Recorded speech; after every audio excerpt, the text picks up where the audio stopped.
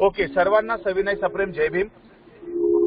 आज बुद्धविहार समन्वय समितीच्या वतीने आयोजित करण्यात आलेल्या 74व्या व्याख्यान रूपी पुष्प गुंफण्यासाठी आपल्यासोबत उपस्थित झालेले आहेत आदरणीय डॉक्टर माप थोरात साहेब।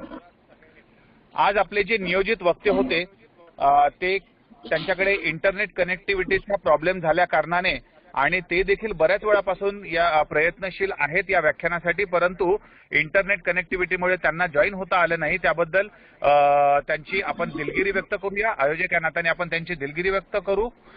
मी दिलगिरी व्यक्त करतो। तसेच अगदी विनम्रपणे मी आदरणीय डॉक्टर माप थोरात यांना विनंती करतो की जरी आपण ऐन वेळेला आपणास विनंती केली आहे, परंतु आपण आधी सहकार्याच्या भावनेतनं आम्हाला होकार दिला, विनंतीस मान दिला आणि व्याख्यान सादर करण्यासाठी तयार झालात, त्याबद्दलचा आनंद व्यक्त करतो। धन्यवाद। आजच्या या व्याख्यानासाठी आदरणीय अशोक भाऊ यांना मी अगदी विनम्रपणे विनंती करतो की त्यांनी कृपया आजचे वक्ते डॉक्टर माप थोरात साहेब यांचं औपचारिक स्वागत करून त्रिशरण पंचशील घ्यावं व डॉक्टर साहेबांना आजच्या व्याख्यानासाठी सन्मानाने पाचारण करावं। आदरणीय अशोक भाऊ सरस्वती। महाकारुणिक तथागत सम्यक समृद्ध बोधिसत्व परमपूज्य डॉक्टर बाबासाहेब आंबेडकर, सद्गुरू महात्मा ज्योतिबा फुले, सद्गुरू कबीर महाराज, सद्गुरू गाडगे बाबा यांच्या पावन स्मृतींना मी विनम्र अभिवादन करतो। पृथ्वीच्या पाठीवर बुद्ध वचनांचा प्रचार करण्याकरिता जे बौद्ध भिक्खू, ज्यांना आम्ही बुद्धपुत्र म्हणतो, ते जे भ्रमण करतात त्या सर्व बौद्ध भिक्खूंची मी माफी मागेल। म्हणते आमच्याकडून बुद्ध धम्म संघ या 3 रत्नांप्रती काही दोष घडला असेल तर आपण आम्हाला क्षमा करावी। मी दोन्ही हात जोडून भूमीवरती मस्तक टेकवून आपल्याला क्षमा मागतो। त्याचबरोबर पूजनीय म्हणते विनयबुद्धी प्रिय,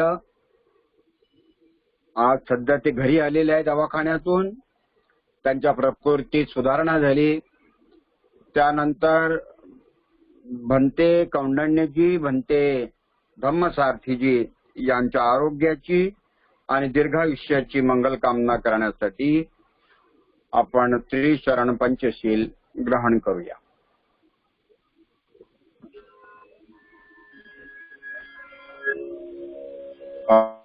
अरहं सम्मा संबुद्धो भगवान् बुद्धं भगवन्तं अभिवादेमि। साक्षातो भगवता धम्मो धम्मं नमस्सामि। सुपटिपन्नो भगवतो सावक संघो संघं नमामि। नमो तस्स भगवतो अरहतो संबुद्धस्स। नमो तस्स भगवतो अरहतो सम्मा संबुद्धस्स। नमो तस्स भगवतो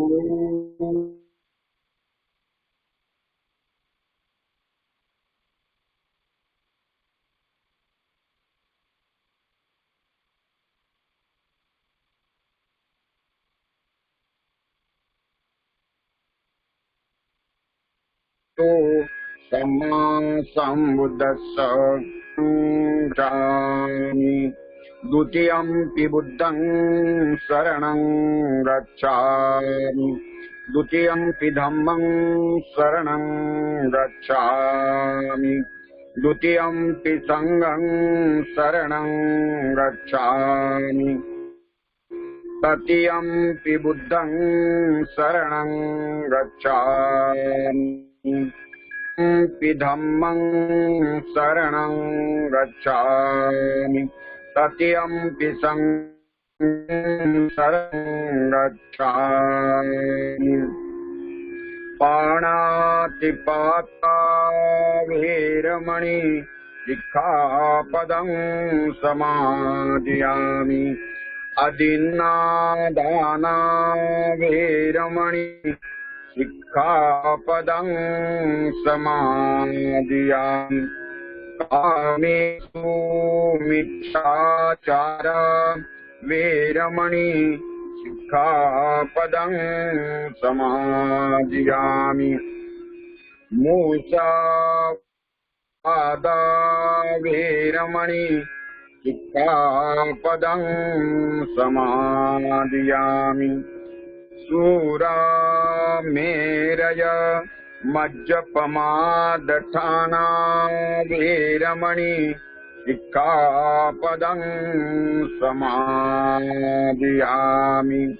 साधु साधु साधु इमाय धम्मानुधम्म पटिपत्या बुद्धं पूजयामि इमाय धम्मानुधम्म पटिपत्या धम्मं पूजयामि इमाय धम्मानुधम्म पटिपत्या संघं पूजयामि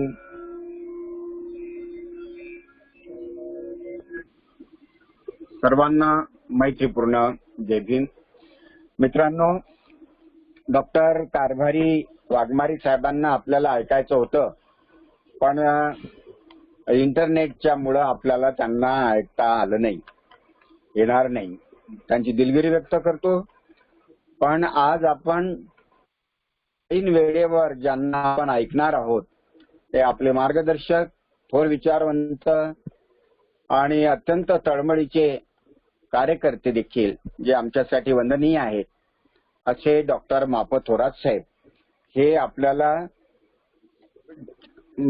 चित्त बौद्ध धर्मातली जी चित्त ही संकल्पना आहे, चित्त आणि मन या विषयावरती ते आपल्याला व्याख्यान देतील अशी मी त्यांना विनंती करतो। आदरणीय वंदनीय डॉक्टर माधवराव थोरात।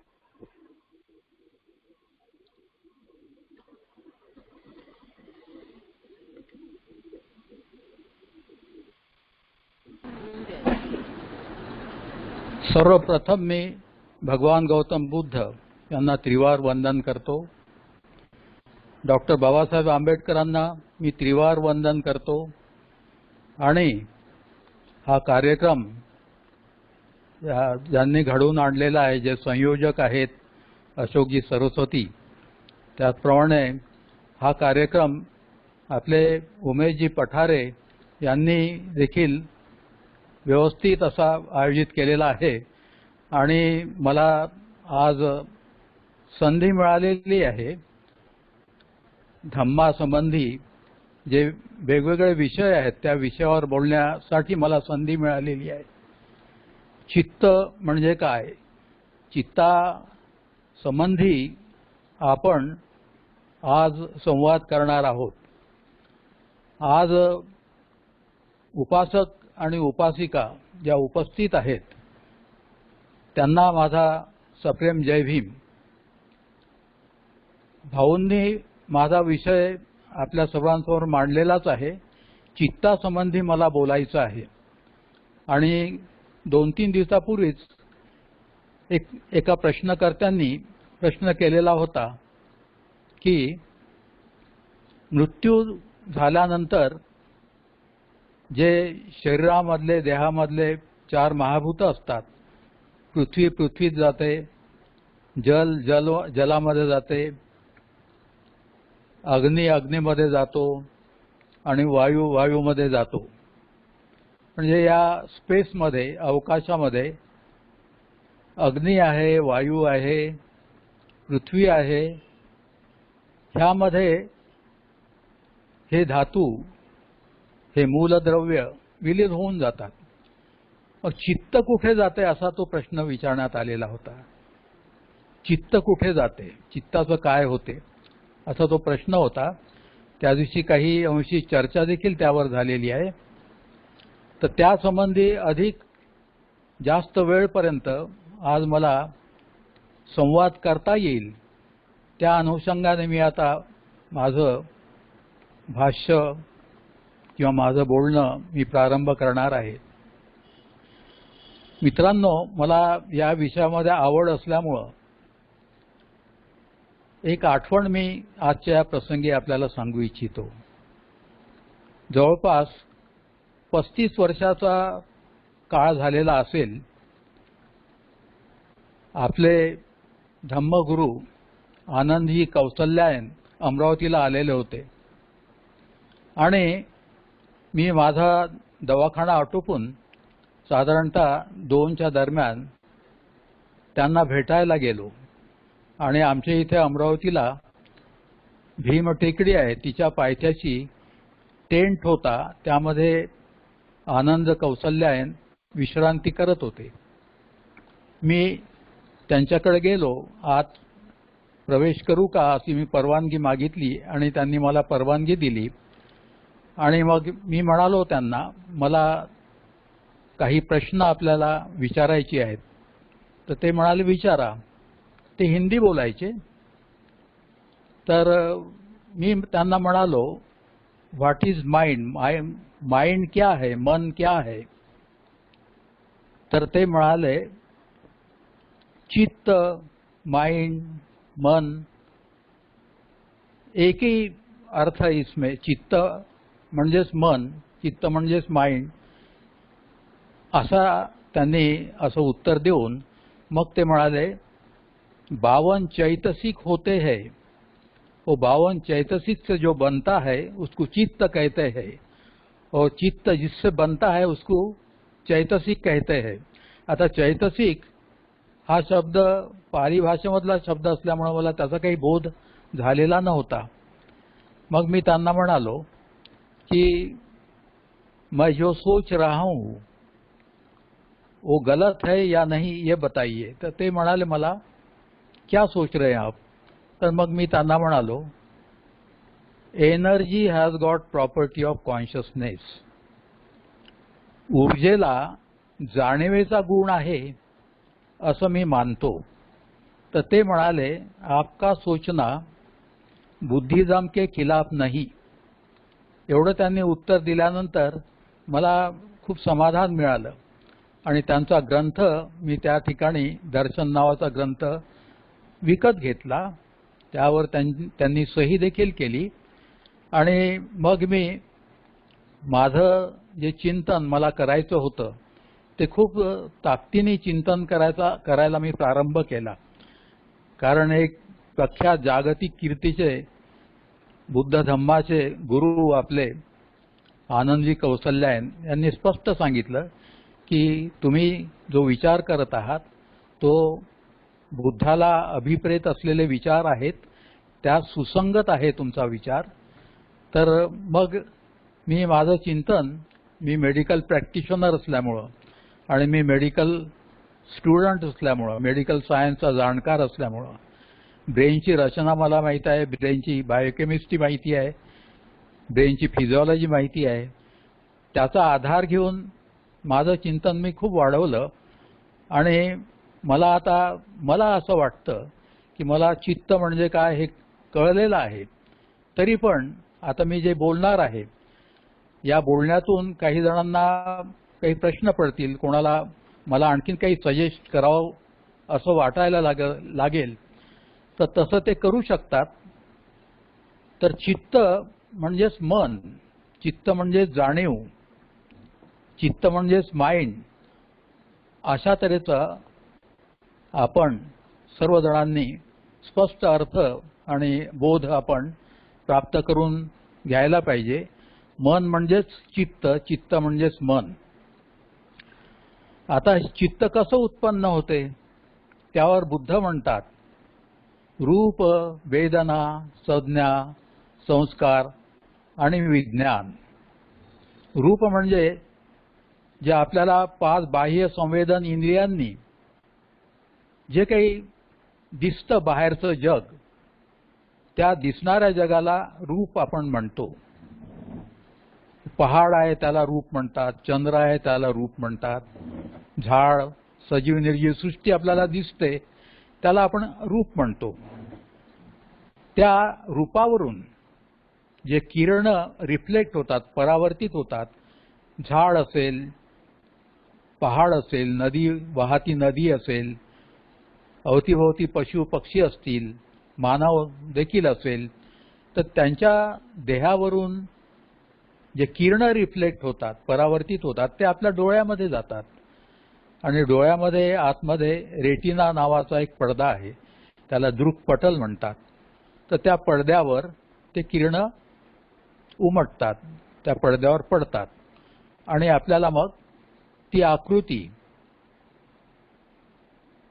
रूप कुठल्याही प्रकारचं सजीव असेल किंवा निर्जीव असेल, जे काही बाह्य जगामध्ये आहे त्याचा आपल्याला बोध होतो. आपल्या दृक्पटलावर जे किरण पडतात ते स्वीकारल्या जातात. या किरणांचा स्वीकार याला वेदना म्हणतात. याला वेदना, पाली भाषेमध्ये वेदना म्हणतात. रूप, वेदना, आणि नंतर संज्ञा म्हणजे ती प्रकाशकण, त्याला प्रकाश तरंगही म्हणतात. प्रकाशकण, प्रकाश तरंग हे स्वीकारल्या गेल्यानंतर ऑप्टिक नावाची ऑप्टिक नर्व आहे, ती मेंदूमध्ये मागच्या बाजूला, ऑक्सिपिटल लोब आहेत आपल्या मागच्या मेंदूच्या भागाला ऑक्सिपिटल लोब म्हणतात, तिथपर्यंत ते इम्पल्सेस जातात. तर हा जो प्रवास आहे वेदनेपासून तर ब्रेनमध्ये शेवटच्या भागापर्यंत जो प्रवास होतो त्या प्रकाश कणांचा नर्व फायबरच्या द्वारे, त्याला संज्ञा म्हणतात. संज्ञा पाली भाषेमध्ये म्हणतात, संज्ञा संस्कृत भाषेमध्ये म्हणतात. रूप, वेदना, संज्ञा. आणि मग प्रकाश कण, त्याला प्रकाश तरंग म्हणतात. कण आणि तरंग, कणच तरंग आहे आणि तरंगच कण आहे. तर त्यामध्ये जी ऊर्जा असते, एका प्रकाश कणामध्ये जी ऊर्जा असते ती मेंदूतील सेलमध्ये, न्यूरॉन सेलमध्ये जे इलेक्ट्रॉन्स असतात त्यामध्ये ती ऊर्जा साठवल्या जाते. ती पूर्ण आकृती, वृक्षाची आकृती असेल बाह्य जगातली, किंवा मानवाची आकृती असेल, किंवा पहाड, नदी असेल, त्यावरनं जे किरणं जातात, प्रकाश किरणं, आणि मेंदूमध्ये मग ते संग्रह केला जातो, संग्रहित केले जातात. संज्ञा ही मेंदूमधल्या इलेक्ट्रॉन्स पार्टिकलमध्ये स्टोअर केल्या जाते. तर या क्रियेला संस्कार म्हणतात. आणि प्रसंगाच्या प्रसंग मग आपल्या मेंदूमध्ये स्टोअर केले जातात. आणि या स्टोअर केलेल्या, ज्याला संस्कार आता मी म्हटलेला आहे, या संस्कारांचा समुच्चय वाढत जातो, दिवसेंदिवस वाढत जातो. आणि संस्कारांच्या समुच्चयातून मग जे उत्पन्न होते त्याला मन म्हणतात, मनुष्य मन म्हणतात, त्याला चित्त म्हणतात. बघा मित्रांनो, बाहेरून जी ऊर्जा आपल्या मेंदूमध्ये जाते डोळ्याद्वारे, ती ऊर्जाच आहे आणि त्या ऊर्जेला जाणीवेचा गुण आहे. जसा प्रकाश ऊर्जा जी आहे 0.4 मायक्रॉन टू 0.8 मायक्रॉन लांबीच्या ज्या इलेक्ट्रोमॅग्नेटिक वेव्हज आहेत त्यांना प्रकाश जाणीवेचा गुणधर्म आहे. म्हणजे ऊर्जेला जाणीवेचा गुण आहे असं मी मानतो. असं जे मी आनंदजींना म्हणालो होतो आणि ते म्हणाले की आपका सोचना सही है, तर ते आता इथे माझ्या उपयोगात पडलेले आहे. बाहेरून जे किरण आपल्या मेंदूमध्ये जातात ते किरण म्हणजे ऊर्जा आहे, प्रकाश ऊर्जा आहे. आणि त्या प्रकाश ऊर्जेला प्रकाशाचा जाणीवेचा गुणधर्म आहे. आणि आपल्या मेंदूमध्ये जे प्रसंगच्या प्रसंग, अनुभवच्या अनुभव स्टोअर केले जातात, संग्रह केला जातो या संस्कारांच्या संग्रहाला मन म्हणतात. मन मग विकसित होत जाते. लहान मुलाला ज्याचा जन्म आज झालेला आहे त्याला मन नसते, जाणीव असते पण मन नसते त्याला, कारण त्याने अजून जगाचा अनुभव घेतलेला नसतो. बाहेर जे काही 5 इंद्रियांना, संवेदन इंद्रियांना जे जाणवतं ते त्यांनी अजून अनुभवलेलं नसतं. त्याच्यामुळे त्याच्यावर संस्कार झालेले नसतात. म्हणून लहान मुलाला मन नसतं, जाणीव असते त्याला. भूक लागली किंवा आपण थोडंसं कुठे टोचलं त्याला तर त्या संवेदना त्याला होतात, जाणीव राहते, पण त्याला मन नाही राहत. माझं बोलणं ऐकायला येतं का? हॅलो. हो सर, व्यवस्थित आवाज आणि ऑडिओ व्हिडिओ दोन्ही व्यवस्थित आहे सर. हा. नाही, माझ्यासमोर प्रतिमा जी दिसत नाही, मला वाटलं कदाचित ऐकायला येत नसून म्हणून कन्फर्म केलाय. एकदा ऑफ आणि ऑन तर करा, व्यवस्थित होऊन जाईल सर. बरं, मला नाही दिसली माझी प्रतिमा तर काही हरकत नाही, मी बोलत राहतो. आता ऐकायला येतं ना? No problem sir. हो, व्यवस्थित ऐकायला येतं.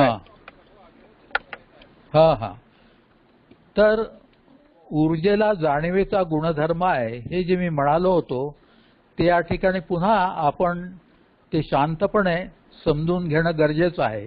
ऊर्जेला जाणीवेचा गुणधर्म आहे, मनाचा गुणधर्म नाही आहे, जाणीवेचा गुणधर्म आहे. तर मी मागच्या वेळी जे बोललेलो होतो, मागच्या वेळी मला संधी मिळाली आणि मी बोललो, असीम अवकाश हे पोकळ नसून ते सर्व बाजूने मिळणारं अदृश्य अनंत विज्ञान आहे असं मी म्हणालो होतो. तर असीम अवकाश हे ऊर्जेने भरलेलं आहे, ते मनाने नाही भरलं, ऊर्जेने भरलं आहे. आणि ऊर्जा ही रूप आहे आणि ऊर्जेला जाणीवेचा गुणधर्म आहे. म्हणजे जाणीवयुक्त ऊर्जेने असीम अवकाश भरून आहे, असीम अवकाश पोकळ नाही. इतकं आपल्याला जर नीटपणे कळलं म्हणजे मग चित्त म्हणजे काय, चित्त, माणसाचा मृत्यू झाल्यानंतर चित्ताचं काय होते त्याचं आकलन योग्य तऱ्हेने आपल्याला करून घेता येऊ शकतं. तर संस्कारांचा संग्रह झाल्यानंतर मन उत्पन्न व्हायला लागतं आणि जसं जसं वय वाढत जातं तसं तसं संस्कारांचा तसा संग्रह वाढत जातो, अनुभव वाढत जातात आणि मनाचा विकास होत जातो. आणि मन पूर्णपणे विकसित झालं हे त्यावेळी म्हणावं ज्यावेळी मन किंवा आपली जाणीव, मन म्हणजे जाणीवही, आपलं मन आपल्याला सांगतं की असीम अवकाश पोकळ आहे, पोकळी पोकळ आहे, असं ज्यावेळी मन मानायला लागतं त्यावेळी मनाचा पूर्ण विकास झाला असं मानायला पाहिजे. लहान मुलाला पोकळी पोकळ आहे की पोकळ नाही याचं उत्तर लहान मूल देणार नाही, त्याच्याजवळ शब्दही नसतात. पण लहान मूल, प्रौढ माणूस पोकळीला पोकळ मानतो, असीम अवकाश पोकळ मानतो, आणि जे विषमतावादी आहेत ते असीम अवकाशाला पोकळच मानतात. आणि पोकळी अस्तित्वात आहे असं गृहीत धरून जे चालतात, हा गुणधर्म पोकळी पोकळ आहे मानण्याचा गुणधर्म मनाचा गुणधर्म आहे. पोकळी पोकळ आहे असं मान्य करून जो जीवन जगतो तो विषमतावादी बनतो, मानवामध्ये भेदभाव करतो. अवतीभोवती जी सृष्टी आहे, जड सृष्टी, सजीव सृष्टी आणि माझं अस्तित्व, याच्यामध्ये अंतर जे आहे ते पोकळ आहे. म्हणून जड आणि अजड असा भेदभाव तो करत जातो. आणि मानव, संपूर्ण जगातला मानव ज्यावेळी मनाच्या अधीन होतो, मन म्हणजे जाणीव जी असीम अवकाश पोकळ आहे असं मानते त्याला मन म्हणतात. ही मनाची व्याख्या आहे. मनाची व्याख्या कोणती? तर जाणीव जी पाहते असीम अवकाश पोकळ आहे आणि त्या पोकळ अवकाशामध्ये चंद्र, सूर्य, तारे, तारांचे मंडळ, गॅलेक्सीज ही ईश्वराने निर्माण करून ठेवलेली आहे असं जो मानतो तो अविद्येमध्ये गेलेला आहे असं मानायला पाहिजे. तर इथे जे रूप, वेदना, संज्ञा, संस्कार आणि विज्ञान, विज्ञान म्हणजे मनुष्य मन, इथे जे मनुष्य मन तयार झालेलं आहे ते मनुष्य मन म्हणजेच अविद्या. जी जाणीव पाहते अवकाश पोकळ आहे अशा जाणीवेला मन म्हणतात. आणि मन हे अविद्येने लिप्त झालेलं आहे असं आपण खुशाल समजायला पाहिजे. इतकं जर आपल्याला कळलं की मग पुढचं जे काही मी बोलणार आहे ते अधिक स्पष्ट होणार आहे. तर बुद्ध म्हणतात असीम अवकाश हे पोकळ नाही, ते सर्व बाजूने मिळणारं अदृश्य अनंत विज्ञान आहे. आता विज्ञान हा शब्दप्रयोग जाणीवेला विज्ञान म्हणतात. आता दोन प्रकारचे विज्ञान आता इथे आपल्या समोर आलेले आहेत. एक विज्ञान म्हणजे कोणतं? रूप, वेदना, संज्ञा, संस्कार आणि विज्ञान हे एक विज्ञान.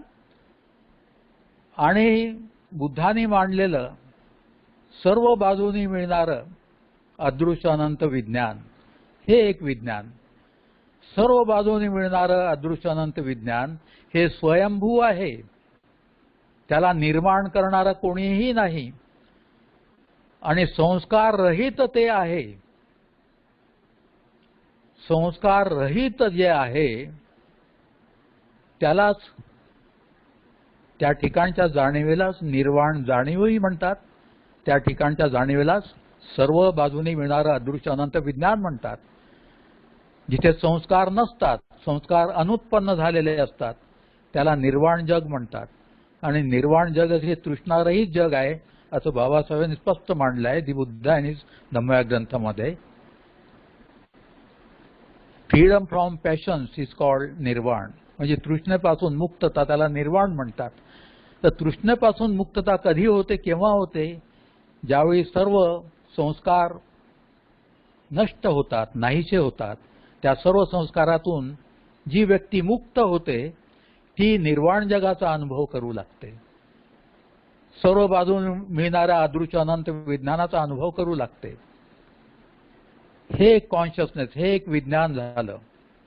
आणि मी पहिल्यांदा जे मांडलं विज्ञान, रूप, वेदना, संज्ञा, संस्कार आणि विज्ञान, संस्कारांचा समुच्चयाने जे विज्ञान उत्पन्न होते ते मनुष्य मन. आणि मनुष्य मन पाहायला लागते की असीम अवकाश पोकळ आहे. आणि बुद्ध म्हणतात असीम अवकाश पोकळ नाही आहे, पण सर्वसाधारणपणे प्रत्येक माणूस मनात वावरतो, मनाच्या आधाराने जीवन जगतो. ते मन अविद्येमधलं मन आहे, अविद्येमधलं ते विज्ञान आहे. तर विज्ञानाचे दोन प्रकार या ठिकाणी मी मांडलेले आहेत.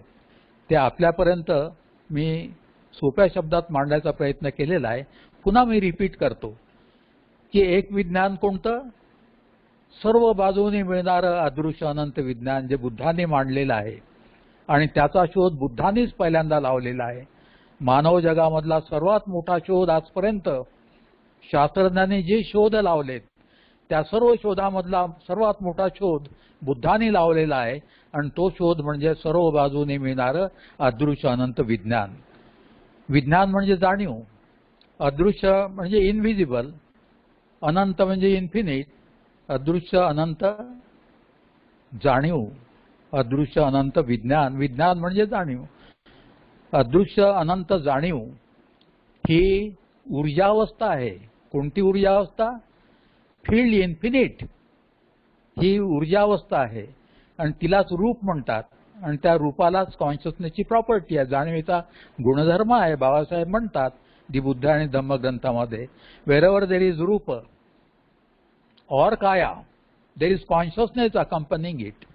ज्या ज्या ठिकाणी रूप आहे, रूप म्हणजे नॅचरल स्टेट, ज्या ज्या ठिकाणी देह आहे त्या त्या ठिकाणी जाणीव आहे. तर सर्व बाजूने मिळणारं अदृश्य अनंत विज्ञान हा एक प्रकार विज्ञानाचा.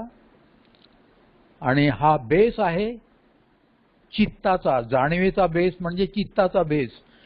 आता जे दुसरं चित्त आहे ज्याला मनुष्य मन म्हणतात, जे मन पाहते की असीम अवकाश पोकळ आहे ते अविद्येने लिप्त विज्ञान आहे आणि त्याला विद्येने लिप्त किंवा विद्येने प्रकाशित करायचं असेल म्हणजे एनलायटन माइंड जर उत्पन्न करायचं असेल तर मग मनुष्य मनाला जे अविद्येमध्ये लिप्त आहे त्या अविद्येला नाहीसं करावं लागेल मग ते मन एनलायटन माइंड बनेल।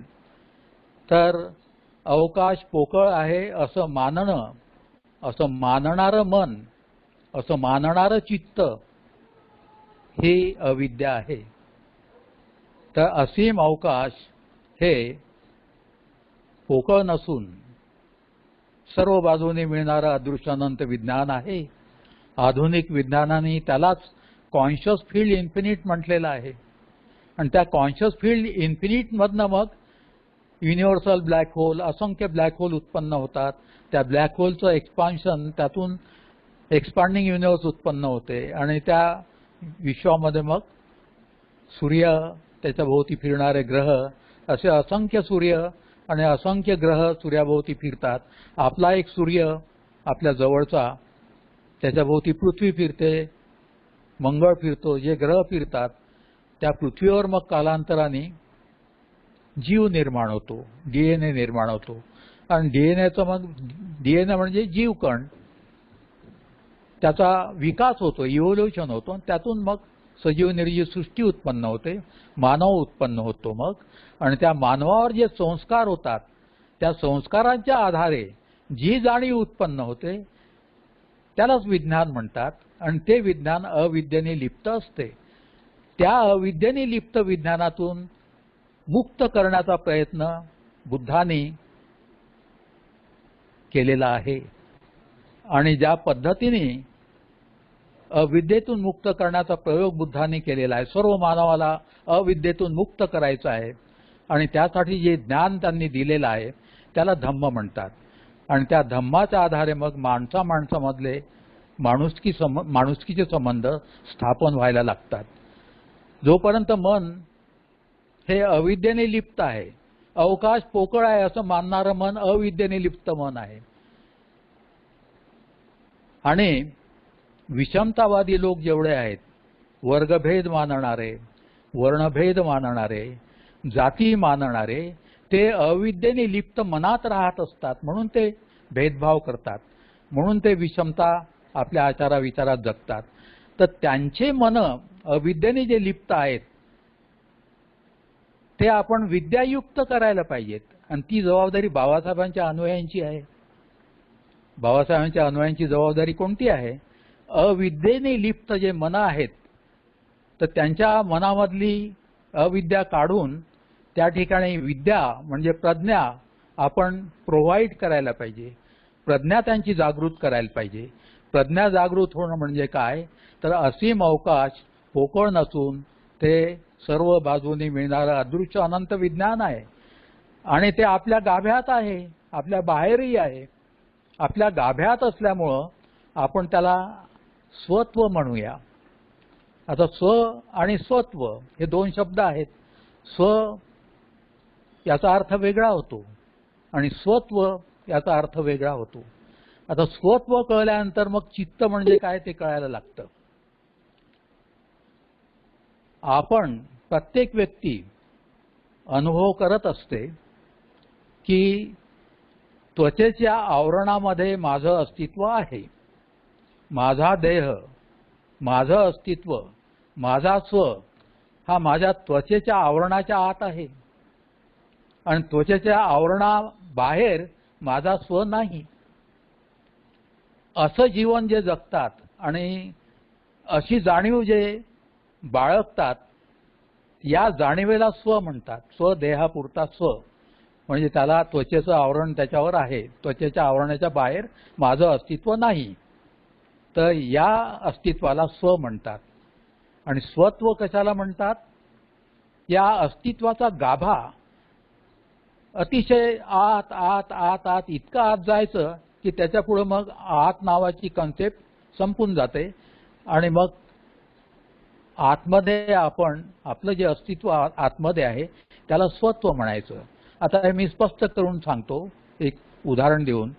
पेरू नावाचं फळ आहे, गोल असतं ते फळ चेंडूसारखं, आणि त्याच्या गाभ्यामध्ये जो गर असतो तो गर संपूर्ण पेरूभर पसरलेला असतो. तसंच मानवाच्या सजीव निर्जीव सृष्टीच्या मानवाच्या गाभ्यामध्ये जे अस्तित्व आहे ते तर आपल्या देहाला व्यापून आहेच आहे, पण देहाच्या बाहेरही आहे. असीम अवकाश पोकळ नसून प्रत्येक व्यक्तीच्या स्वत्वानी ते व्यापलेलं आहे. त्या स्वत्वाला, असीम स्वत्वालाच कॉन्शियस फील्ड इन्फिनिट म्हणतात. असीम स्वत्वाला सर्व बाजूने मिळणारं अदृश्य अनंत विज्ञान म्हणतात. इतकी स्पष्टता बुद्धाने बुद्धाच्या विचारात आणून ठेवलेली आहे, आणि ती आपल्यापर्यंत, मानवापर्यंत पोहोचवण्याकरता भिक्षू संघाने प्रयत्न केलेला आहे. ज्या भिक्षू संघाने बुद्धाकडून जे प्राप्त केलेलं ज्ञान आहे आणि जे भिक्षू एनलायटन्ड झालेत, प्रकाशित झालेत, त्या भिक्षू संघाने बुद्धाच्या काळापासून आजपर्यंत मानवाला एनलायटन करण्याकरता, प्रकाशित करण्याकरता कार्य केलेलं आहे. अशा या भिक्षू संघाला आपण त्रिवार वंदन करायला पाहिजे, वारंवार वंदन करायला पाहिजे, नतमस्तक व्हायला पाहिजे. तर भिक्षूंचा कार्यक्रमच हा आहे की धम्म प्रचार करून अविद्येमध्ये जे लोक आहेत त्यांना अविद्येतून मुक्त करणं. मित्रांनो, सर्वात मोठी अविद्या ही आहे की जो मानतो की असीम अवकाश पोकळ आहे, ही सर्वात मोठी अविद्या आहे. आता मला यातून हे सुचायला लागलेलं आहे, प्रतित्य समुत्पादाचा सिद्धांत जो आहे त्याला भवचक्र म्हणतात, त्याला दुःख चक्र म्हणतात. अविद्या आहे म्हणून संस्कार आहेत, संस्कार आहेत म्हणून विज्ञान आहे. पहा, आता इथलं विज्ञान म्हणजे मनुष्य मन. संस्कार आहेत म्हणून विज्ञान आहेत. हे विज्ञान म्हणजेच मनुष्य मन, आणि हे मनुष्य मन असीम अवकाश पोकळ आहे असं मानणारं मन असतं, म्हणून हे अविद्येने लिप्त मन आहे. अविद्या आहे म्हणून संस्कार आहे, संस्कार आहे म्हणून विज्ञान आहे, विज्ञान आहे म्हणून नामरूप आहे, नामरूप आहे म्हणून षडायतन आहे. षडायतन म्हणजे 6 संवेदन इंद्रिय, 5 बाह्य संवेदन इंद्रिय, आणि मन हे 6वं आतलं संवेदन इंद्रिय आहे. षडायतन आहे म्हणून वेदना, स्पर्श आहे, स्पर्श आहे म्हणून वेदना आहे, वेदना आहे म्हणून तृष्णा आहे, तृष्णा आहे म्हणून भव आहे, आणि भव आहे म्हणून संसार आहे, आणि संसार आहे म्हणून जन्म आहे, आणि जन्म आहे म्हणून वार्धक्य आणि मृत्यू आहे. मृत्यू भय सर्वात मोठं भय आहे. मृत्यू भयामध्ये बाकी सर्व भय मावतात. सर्वात मोठं भय म्हणजे मृत्यूचं दुःख. अविद्या जर नष्ट केली, पहिली अवस्था अविद्या आहे, आणि शेवटची मृत्यू ही 12वी अवस्था आहे. म्हातारपण आणि मृत्यू ही 12वी अवस्था आहे. मृत्यू नष्ट करायचा असेल, मृत्यूचं भय नष्ट करायचं असेल, मृत्यूतून मुक्त व्हायचं असेल तर अविद्या नष्ट करणं गरजेचं आहे. किती सायंटिफिक विचार बुद्धांनी मांडलेला आहे, अतिशय सायंटिफिक आहे. तर असीम अवकाश पोकळ आहे असं मानणं ही सर्वात मोठी अविद्या आहे. आणि या अवस्थेतल्या माणसानी, व्यक्तीने जीवन जगणं, हे जीवन जगणं अविद्येतलं जीवन जगणं होईल, आणि अविद्येतल्या जीवन जगण्यामुळं तो स्वतःसाठी दुःख निर्माण करतो आणि इतरांसाठी दुःख निर्माण करतो. विषमतावादी लोक स्वतःही दुःखी आहेत आणि इतरांसाठी ते दुःख निर्माण करतात. बाबासाहेबांनी आपल्याला संविधान दिलेलं आहे, धम्मावर आधारित संविधान आहे. ते संविधान विज्ञानाचा विकास करा असं एक कलम संविधानामध्ये आहे. विज्ञानयुक्त जीवन जगा असं म्हणणारं एक कलम आहे, बाबासाहेबांनी मांडलेलं आहे. तर ते विज्ञान म्हणजे कोणतं? तर विज्ञानाचे 2 प्रकार आहेत, जुनं विज्ञान आणि आधुनिक विज्ञान. जुनं विज्ञान म्हणजे क्लासिकल सायन्स, न्यूटोनियन सायन्स, आणि आधुनिक विज्ञान म्हणजे आइन्स्टाईनियन सायन्स, क्वांटम सायन्स, त्याला आधुनिक विज्ञान म्हणतात. बाबासाहेबांनी आधुनिक विज्ञान, भारताला आधुनिक विज्ञान शिकवण्यात यायला पाहिजे अशी इच्छा बाबासाहेबांची होती. म्हणून संविधानामध्ये ते कलमच आहे, तुम्हाला ते सापडेल की विज्ञानयुक्त भारत निर्माण करायचा आहे, विज्ञानामध्ये प्रगती आपण करायला पाहिजे असं सांगणारा संविधानामध्ये एक कलम आहे. तर त्याचा संदर्भ कुठे जुळतो? शेवटचं प्रकरण आहे बुद्ध आणि धम्म ग्रंथामधलं, ते आहे modern science is echoing of Buddhist doctrines. बुद्धाने मांडलेल्या सिद्धांतांचा प्रतिध्वनी आहे आधुनिक विज्ञान. आणि बुद्धाने मांडलेला सिद्धांत, बुद्धाने मांडलेले विचार कोणते आहेत? तर असीम अवकाश पोकळ नसून ते सर्व बाजूने मिळणारं अदृश्य अनंत विज्ञान आहे. हा विचार, हे शिक्षण बुद्धाने आपल्या पुढे ठेवलेलं आहे. आधुनिक विज्ञानाने तेच मान्य केलेलं आहे की असीम अवकाश पोकळ नसून ते फील्ड इन्फिनिट आहे. आइन्स्टाईनला हे एवढं माहिती झालेलं होतं की असीम अवकाश फील्ड इन्फिनिट आहे, परंतु त्यांना energy has got property of consciousness हे ज्ञात नव्हतं. ते बुद्धालाच फक्त ज्ञात होतं. म्हणून बुद्ध म्हणतात, आणि बुद्धाच्या आधाराने बाबासाहेब म्हणतात, wherever there is रूप or kaya, there is consciousness accompanying it. ऊर्जा ही रूप आहे, नॅचरल स्टेट आहे ती. नॅचरल स्टेट म्हणजे रूप. 16वा खंड आहे बाबासाहेबांनी लिहिलेला, 16वा खंड. त्यामध्ये रूप म्हणजे काय? नॅचरल स्टेट म्हणजे रूप. ऊर्जा ही नॅचरल स्टेट आहे, म्हणजे ती रूप आहे. आणि फील्ड इन्फिनिट ही ऊर्जा आहे आणि नॅचरल स्टेट आहे, आणि त्याला कॉन्शियसनेसचा गुणधर्म आहे. म्हणून त्याला कॉन्शियस फील्ड इन्फिनिट म्हणतात. आणि त्याला बुद्धांनी 25 वर्षापूर्वी नाव दिलं आहे सर्व बाजूनी मिळणारं अदृश्य अनंत विज्ञान. किती सायंटिफिक आहे बुद्धाचा धम्म! इतका सायंटिफिक आहे, तो बाबासाहेबांच्या अनुयायांना पहिल्यांदा बाबासाहेबांनी प्राप्त करून दिलेला आहे. 1956 साली 14 ऑक्टोबरला बाबासाहेबांनी आपल्याला धम्म दिला. धम्म दिला म्हणजे काय दिलं? आधुनिक विज्ञान दिलं. बुद्धाने जेवढं ज्ञान मांडलेलं आहे ते सर्व ज्ञान आपल्या पुढे बाबासाहेबांनी मांडून ठेवलेलं आहे. ते आपण किती घ्यायचं ते आपल्याला ठरवायचं आहे. मला असं वाटते की आपण संपूर्ण ज्ञान ग्रहण करायला पाहिजे. सर्व बाजूने मिळणारं अदृश्य अनंत विज्ञान, याचं आकलन ज्यावेळी आपला समाज करायला लागेल त्यावेळी संपूर्ण बुद्धाने दिलेलं ज्ञान आपण ग्रहण केलं असं आपल्याला मानता येईल.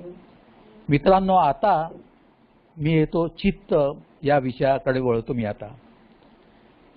तर सर्व बाजूने मिळणारं अदृश्य अनंत विज्ञान हे एक विज्ञान, म्हणजे ही एक जाणीव, ती सेल्फ एक्झिस्टंट आहे, स्वयंभू आहे, तिला निर्माता नाही, नाश करणाराही नाही आहे. ती परिवर्तनशील आहे. त्या ऊर्जेचं रूपांतर ध्वनीमध्ये होते, त्या ऊर्जेचं रूपांतर उष्णतेमध्ये होते, त्या ऊर्जेचं रूपांतर प्रकाशामध्ये होते, त्या ऊर्जेचं रूपांतर आवाजामध्ये होतं, त्या ऊर्जेचं रूपांतर इलेक्ट्रोमॅग्नेटिक वेव्हजमध्ये होते. तर तिचं सतत परिवर्तन, ती परिवर्तनशील आहे. सर्व जग परिवर्तनशील आहे. बुद्धाने जे म्हटलेलं आहे सर्व जग परिवर्तनशील आहे. अपरिवर्तनीय असं कुठलंही अस्तित्व नाही. इथपर्यंत हे एक विज्ञान मी आपल्या पुढे मांडलेलं आहे. आणि दुसरं विज्ञान मगाशी सांगितलं मी, रूप, वेदना, संज्ञा, संस्कार आणि विज्ञान. संस्कारांचा संग्रह म्हणजे विज्ञान. तर या विज्ञानाला मनुष्यमन म्हणतात आणि याला चित्त देखील म्हणतात. आणि नुसतं चित्त नाही तर चित्तावरचा मळ त्याला म्हणावं लागेल. जो असीम अवकाश पोकळ आहे म्हणतो आणि मानतो, त्याच्या चित्तावर मळ साचलेला आहे असं आपण मानायला पाहिजे. जे मन मानतं की असीम अवकाश पोकळ आहे, तर त्याचं चित्त हे मळाने युक्त आहे, मलयुक्त ते चित्त आहे. आणि अदृश्य अनंत विज्ञान, सर्व बाजूनी मिळणारं अदृश्य अनंत विज्ञान हे मलरहित चित्त आहे, मलरहित चित्त आहे. त्याला निर्वाण जग, निर्वाण भावना, निर्वाण जाणीव असं म्हणतात. आणि विषमतावादी काही लोक शिवतत्व म्हणतात. तर शिवतत्व म्हणजेच निर्वाण जाणीव. आता या शिवतत्वाच्या आधारे आपल्याला अशा जगाकडे जाता येतं जे जग बुद्धाकडून वळलेलं नाही, बुद्धाच्या विचाराला मान्य करण्यासाठी अजून वळलेलं नाही. तर त्या जगाकडे आपल्याला हे शिवतत्व घेऊन जाता येऊ शकतं. माझे एक मित्र आहेत, त्यांचं नाव मी नाही घेणार, तर ते शिवतत्वाला मानतात.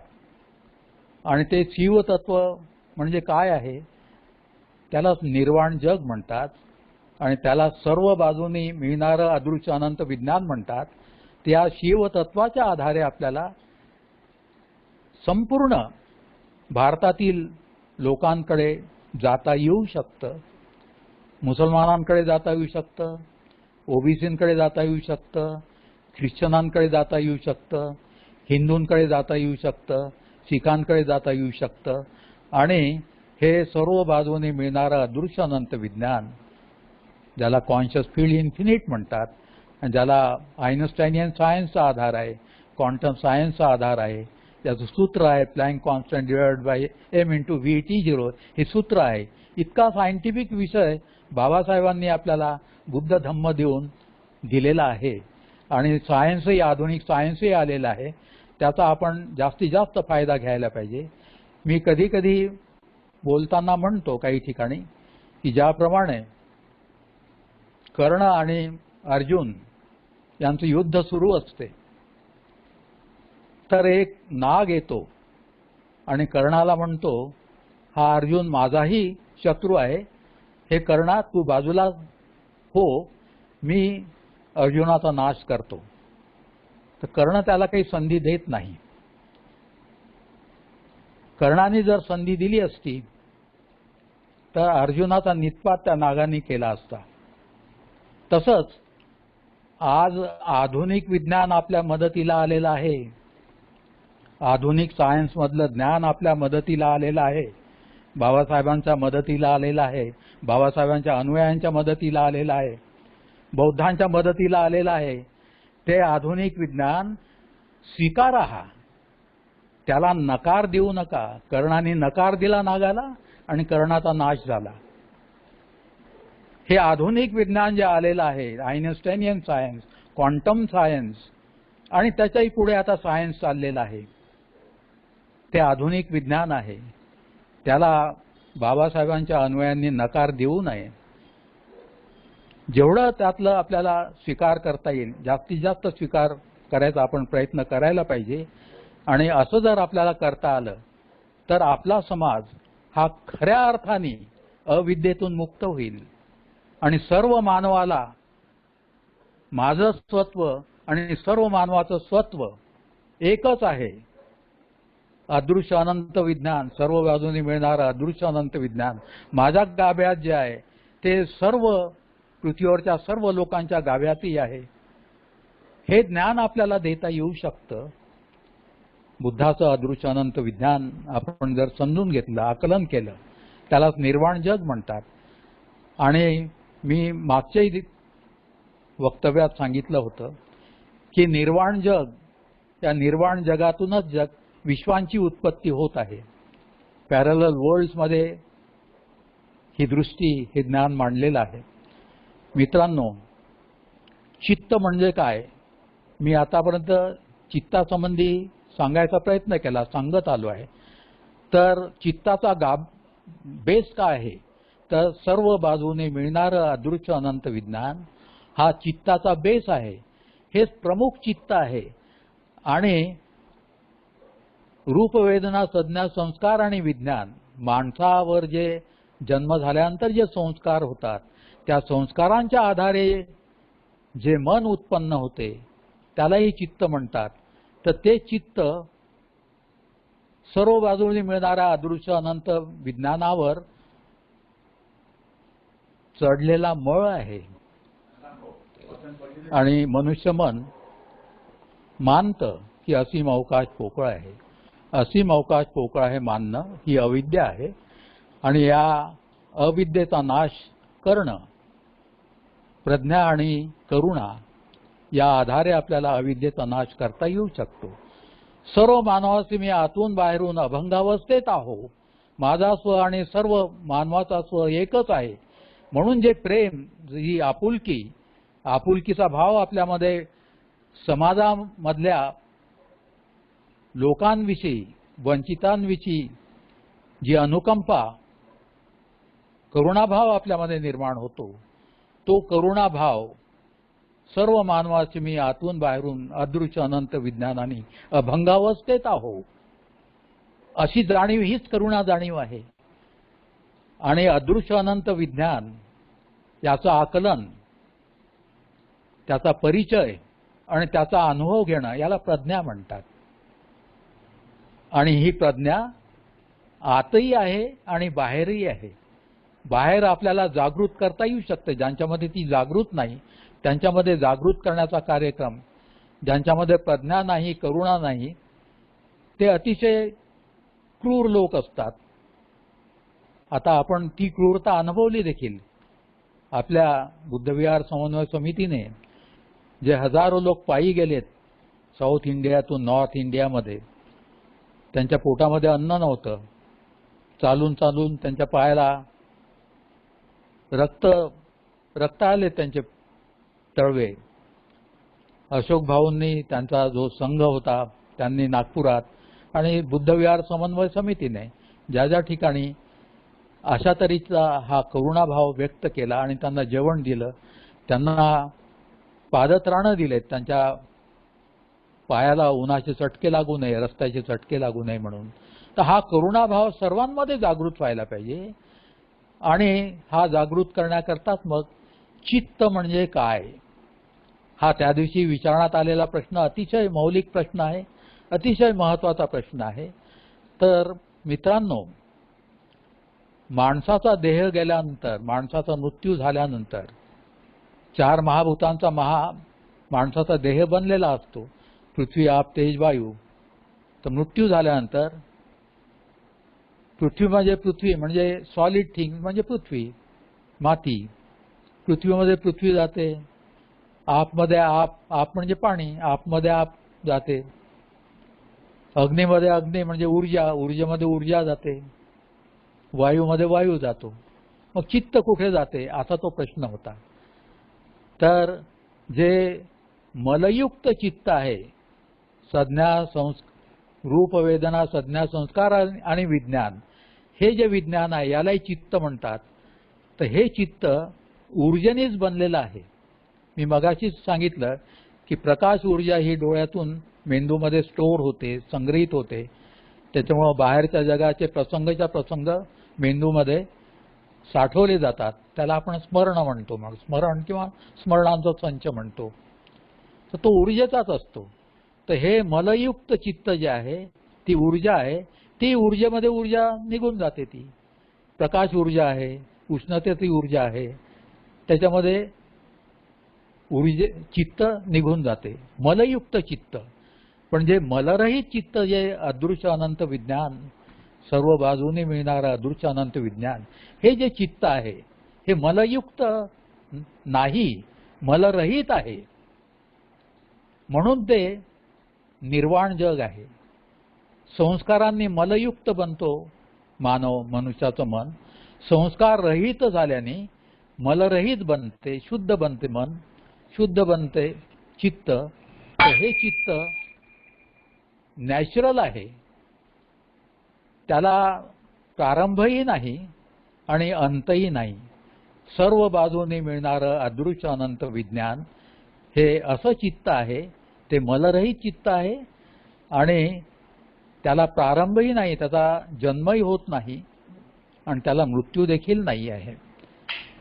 तर मित्रांनो, मला चित्तासंबंधी आपल्या पुढे जे विचार मांडायचे होते ते मी मांडायचा प्रयत्न केला, सोप्या शब्दात मांडायचा प्रयत्न केलेला आहे. तर या संबंधात काही प्रश्न जर उद्भवत असतील तर आपल्याला या क्षणी त्यावर आपण बोलावं की नाही बोलावं, प्रश्नांचे उत्तर मी द्यावे की नाही द्यावे, हे आपण संयोजकांनी ठरवावं आणि पुढचा कार्यक्रम त्याप्रमाणे मग होईल. अशोकजी सरस्वतींनी आता पुढचे सूत्र आपल्या हाती घेऊन हा कार्यक्रम कशा तऱ्हेचा व्हायला पाहिजे, पुढचा जे काही मिनिटं बाकी उरलेले असतील. हॅलो. हॅलो सर, एक मिनिट, मी अशोक भाऊंना अनम्यूट करतोय. हा. हॅलो. हा बोला भाऊ, बोला. डॉक्टर साहेबांनी हा जो क्लिष्ट विषय आहे हा सोपा करून सांगण्याचा प्रयत्न केलेला आहे. तरी पण जर कोणाला प्रश्न असेल तर त्याच्या निराकरणासाठी आपण 5-7 मिनिट द्यायला हरकत नाही. कोणाला विचारायचं असेल तर विचारा.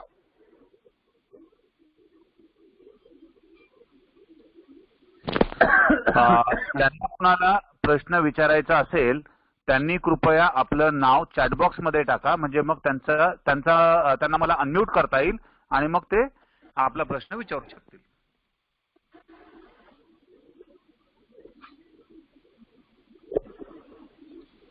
प्रश्न नसेल तर कमीत कमी त्यांनी साईन तरी द्यावं का बाबा मला विचारायचं आहे.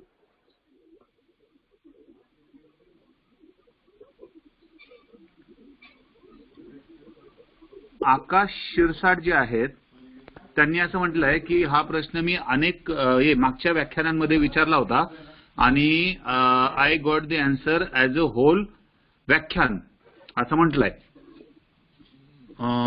त्यानंतर our doubt is very much clear about चित्त and mind. Okay, Vikas Shirsat यांचं म्हणणं आहे की आमचा जो डाऊट होता चित्त आणि मन काय आहे तर ते आता क्लिअर झालेलं आहे. ओके, ह्या प्रतिक्रिया इथं आहेत. हा, प्रश्न अजूनपर्यंत कोणी विचारलेला नाहीये. चॅटबॉक्स मध्ये तुम्ही जीवन नाव टाकलं किंवा अगदी थंब जरी दाखवला मला तरी मला असं समजेल की तुम्हाला प्रश्न विचारायचा आहे म्हणून. किंवा जर कोणाला प्रश्न नसतील तर मग त्यांनी व्हॉट्सअपवर मला किंवा अशोक भाऊंना आपले प्रश्न पाठवावेत.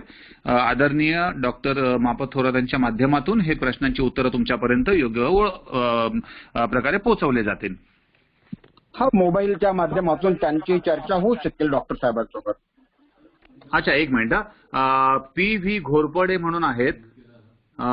पी.व्ही. घोरपडे यांना प्रश्न विचारायचा आहे आणि मला वाटतं बबन चहांदे सरांनाही प्रश्न विचारायचा आहे. मी प्रशांत घोरपडेंना अगोदर अनम्यूट करतो. प्रशांत घोरपडे, एक मिनिट.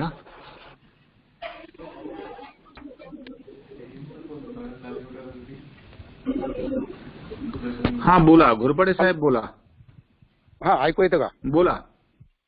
हो, थोरात सरांना एक प्रश्न विचारायचा आहे की चित्त इथपर्यंत चित्त समजलं आपल्याला, पण सगळं काही मृत्यूनंतर या चित्ताची अवस्था काय असते ते जातं कुठं?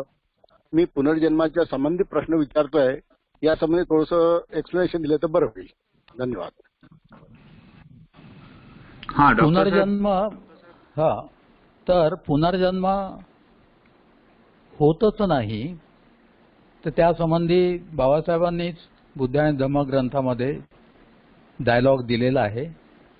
तर पुनर्जन्म होतो असंही म्हणता येत नाही, नाही होत असंही म्हणता येत नाही, होत नाही असंही म्हणता येत नाही, नाही होतो असंही म्हणता येत नाही, असं ते उत्तर आहे. तर सर्व बाजूनी मिळणारं अदृश्य अनंत विज्ञान जे आहे, ज्याला कॉन्शियस फील्ड इन्फिनिट म्हणतात, तेच शुद्ध चित्त तेच आहे. ते नष्ट होत नाही. जे चित्त नष्ट होतं ते म्हणजे संस्कारांनी जे चित्त उत्पन्न होते ते नष्ट होतं. संस्कार रहित जे चित्त आहे ते नष्ट होत नाही. दुसरा तेच निर्वाण जग आहे. हा, संस्कार रहित चित्त जे उदाहरणार्थ जे अरंत आहेत, जे या मग्गामध्ये फलामध्ये पडलेले आहेत, यांचं चित्त संस्कार रहित असल्यामुळं कदाचित त्यांचा पुनर्जन्म होत नसेल. पण ते जे संस्कार युक्त आहेत यांच्या चित्ताची काय अवस्था असावी? जे संस्कार युक्त आहे त्यांचं चित्त नष्ट होऊन जातं, ते ऊर्जेमध्ये मिळून जातं. ते कारण चित्त संस्कारांनी जे चित्त उत्पन्न होते ती ऊर्जा आहे, मेंदूमध्ये साठवलेली ऊर्जा आहे ती, तर ती ऊर्जेमध्ये निघून जाते. ती झालं का? स्पष्ट झालं का आता? नाही, अजूनही स्पष्ट झालं नाही. ओके, आता आपण की ओके, गोरपडे साहेब प्रश्न आहेत. बरं, ठीक आहे सर. ओके. बरं, बबन चहांदे दादा त्यांनाही काही प्रश्न आहेत. त्यानंतर शशी सुलतानी म्हणून आहेत, त्यांना प्रश्न आहे.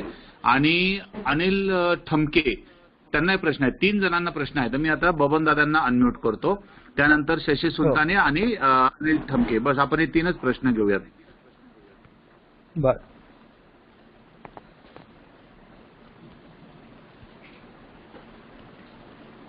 हा, बबन चांदे सरांना मी अनम्यूट केलेला आहे. दादा बोला तुम्ही. हा, हॅलो.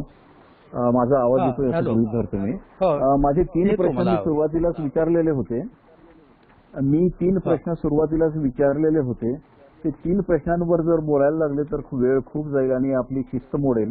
म्हणून मी प्रत्यक्ष भेटीत थोरात साहेबांशी त्या बाबतीत मी चर्चा करेन. आता ते प्रश्न बसत्यात राहू द्यावे असं मला वाटतं. माझा आवाज आला असेल? हॅलो.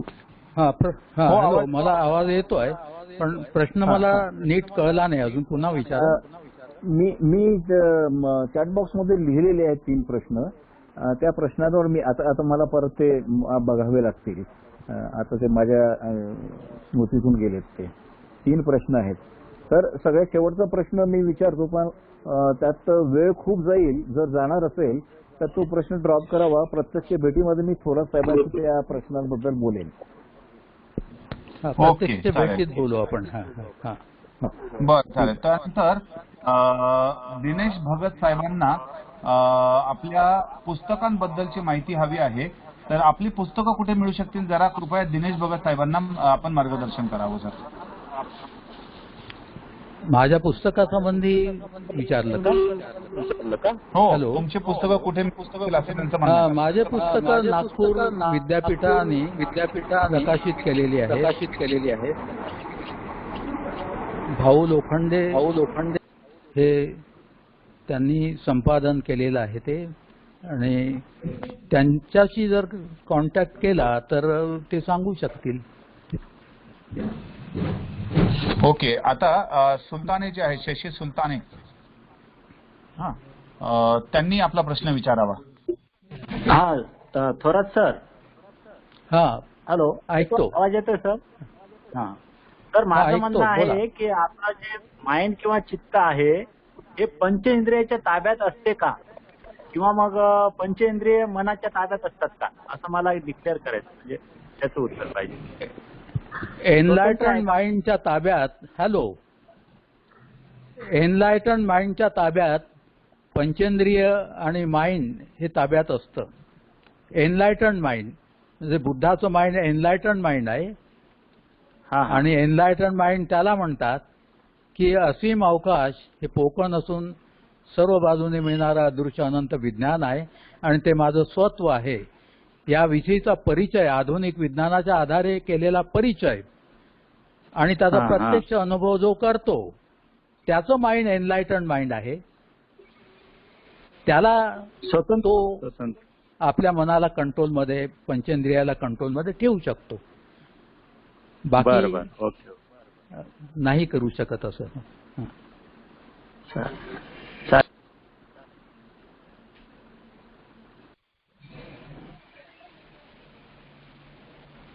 हॅलो, आहे आणखीन प्रश्न? हॅलो, संपलं वाटतं. हा सुलताने साहेब, तुमचा प्रश्न संपला का? Okay sir, okay, thank you. हा, ओके. आता त्यानंतर ठमके साहेब जे आहेत ना, त्यांचा प्रश्न आपण घेऊया. हा, अनिल ठमके आहेत. एक मिनिट थांबा, मी त्यांना अनम्यूट करतो आहे.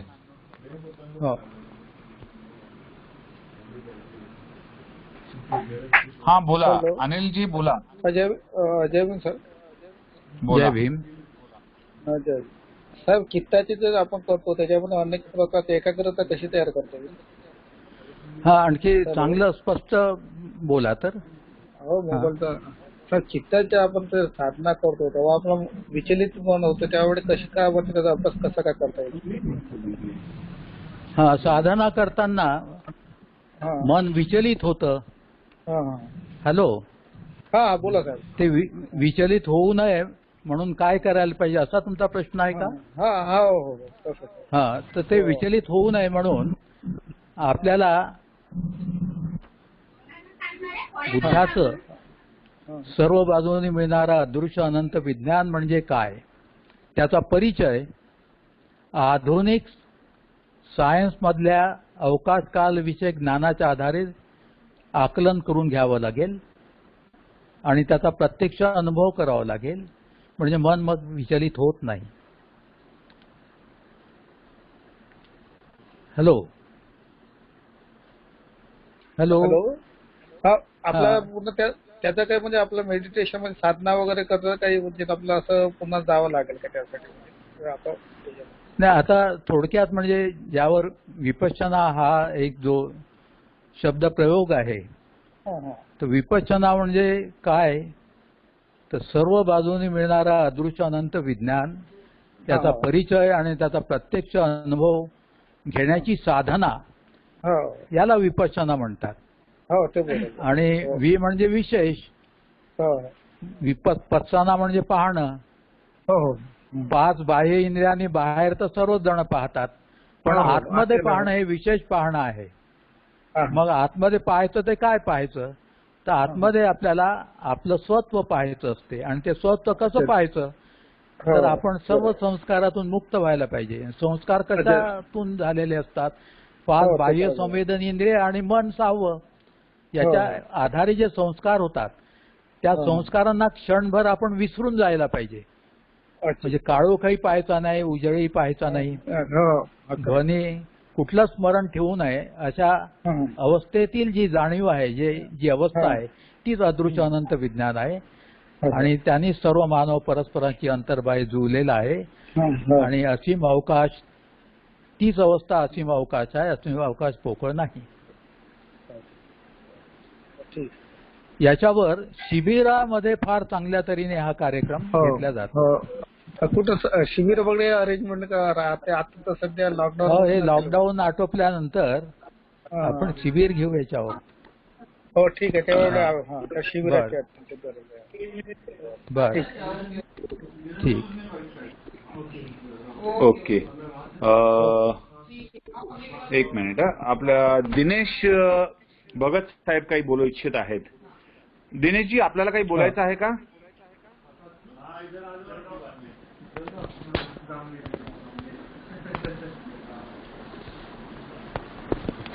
दिनेशजी भगत साहेब, आपण बोला. आपल्याला अनम्यूट केलेलं आहे मी.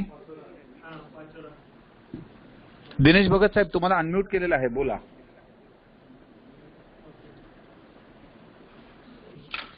एक मिनिट, तुमचा पुन्हा माईक. हा, तुम्ही अनम्यूट आहात सर.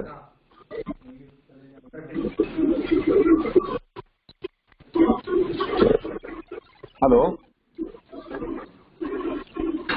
चालेल. मग आपण आता प्रश्न उत्तर थांबवूया का? 8:42 झालेले आहेत. हो, आता थांबवा. आणि अशोक भाऊंना हॅलो, कार्यक्रम त्यांचा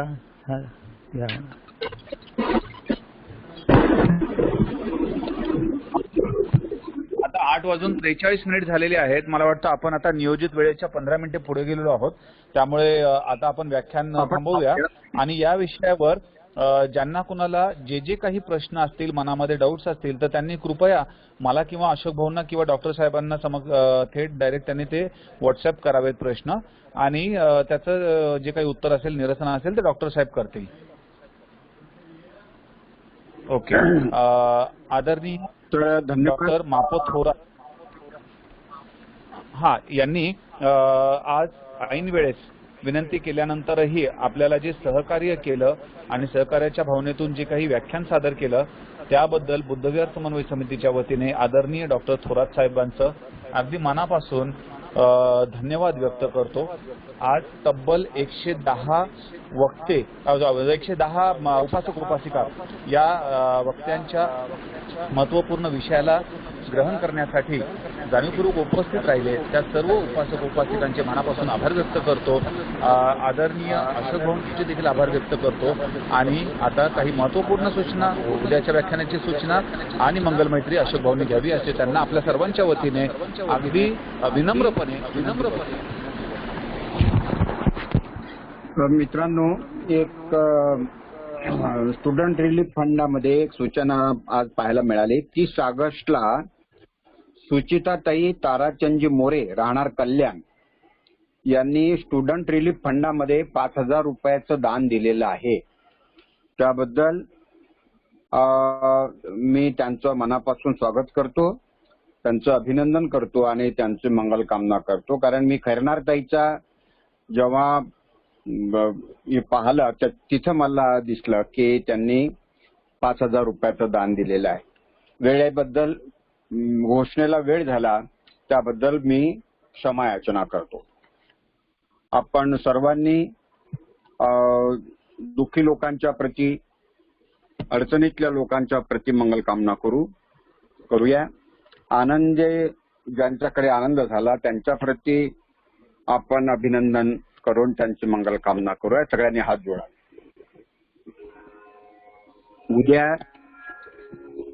उद्याचं व्याख्यान प्राध्यापक कैलास भुजंगळे सर, हिंगोली, साहित्य सम्राट अण्णाभाऊ साठे आणि आंबेडकरी चळवळ या विषयावर त्यांचं व्याख्यान होईल. आणि 18 तारखेला भदंत धम्मसारथी यांचं संयमित जीवन सुख का आधार याच्यावर त्यांचं प्रवचन होईल. आणि 19 तारखेला प्राध्यापक डॉक्टर बिपिन सोनवणे, बदलापूर, यांचं आधुनिक विज्ञान आणि बुद्ध याच्यावरती त्यांचं व्याख्यान होईल.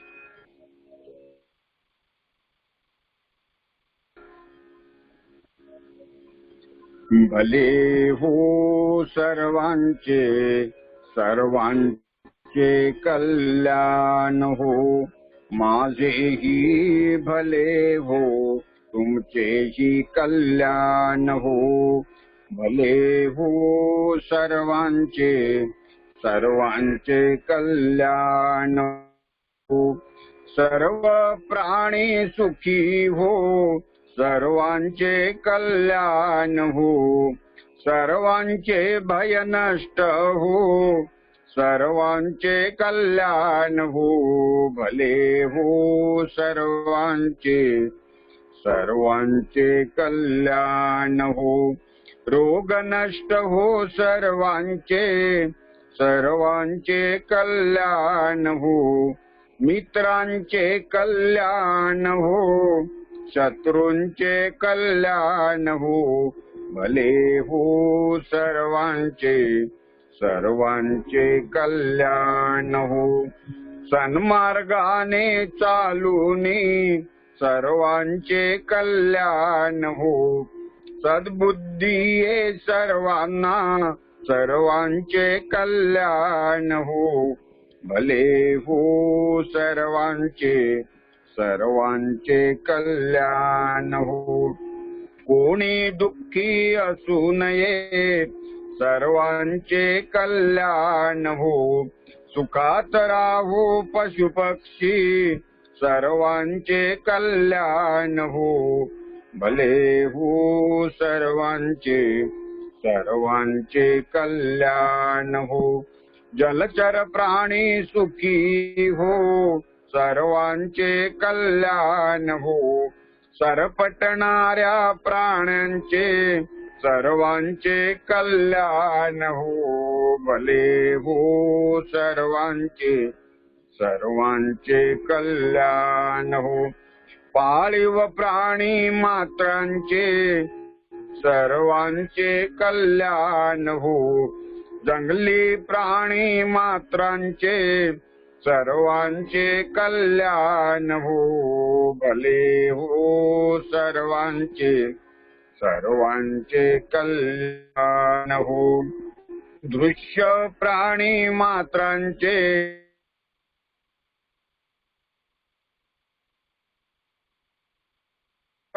प्राण्यांचे सर्वांचे कल्याण हो.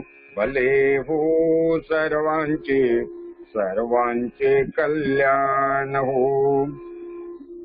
सब पापस्य करणं कुशलस्य उपसंपदा सचित्त परियोदपनं एतं बुद्धान्य शासनं.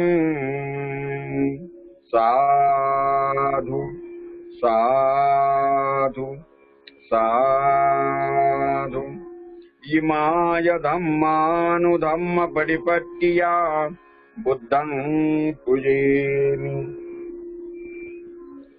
इमाय धम्मानुधम्म पडिपट्टिया धम्मं पूजेमि. इमाय धम्मानुधम्म पडिपट्टिया संघं पूजेमि. सर्वांना मैत्रीपूर्ण जय भीम. काही सूचना असतील तर पठारी सर सूचना देतील आणि कार्यक्रम संपल्याची घोषणा करतील असे मी तुम्हाला विनंती करतो. धन्यवाद भाऊ. आदरणीय डॉक्टर साहेबांचे आपण आभार व्यक्त केलेले आहेत. पुनश्च एकदा आभार व्यक्त करूया आपल्या बुद्धविहार समन्वय समितीच्या वतीने. आज वक्त्यांनी आपल्याला सहकार्य केलं. जो नियोजित विषय होता आणि जे नियोजित व्यक्ती होते ते कनेक्ट होऊ शकले नाही. इंटरनेटमुळे जो प्रॉब्लेम आला आणि अचानकपणे आपल्याला बदल करावा लागला, परंतु श्रोत्यांनी आपल्याला सहकार्य केलं. त्या सर्व उपासक उपासिकांचं पुनश्च धन्यवाद. तसेच आदरणीय अशोक भाऊ आपले देखील अगदी मनापासून धन्यवाद व्यक्त करतो.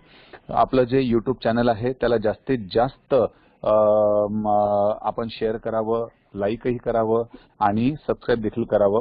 आता हे जे आपण आतापर्यंत जवळपास 65 लेक्चर जी काही आपण अपलोड केलेली आहेत, या लेक्चरला खूप खूप चांगल्या प्रतिक्रिया आपल्याला मिळत आहेत आणि आपण YouTube चॅनल क्रिएट करून त्याच्यावरती हे जे रेकॉर्डिंग सगळे आपण सर्वांसाठी ओपन केलेले आहेत, खुले केलेले आहेत, त्यामुळे जनसामान्यांकडून उपासक उपासिकांकडून खूप खूप कॉम्प्लिमेंट्स आपल्याला मिळत आहेत. त्याबद्दलचा आनंद व्यक्त करतो. सर्वांचे अगदी मनापासून खूप खूप धन्यवाद व्यक्त करतो. आजचं व्याख्यान या ठिकाणी संपलं असं जाहीर करतो. उद्याच्या नियोजित व्याख्यानासाठी भेटूया निश्चित 7:30 वाजता. सर्वांनी मोठ्या संख्येने उपस्थित राहावे. सर्वांना सर्वेने जय भीम. धन्यवाद.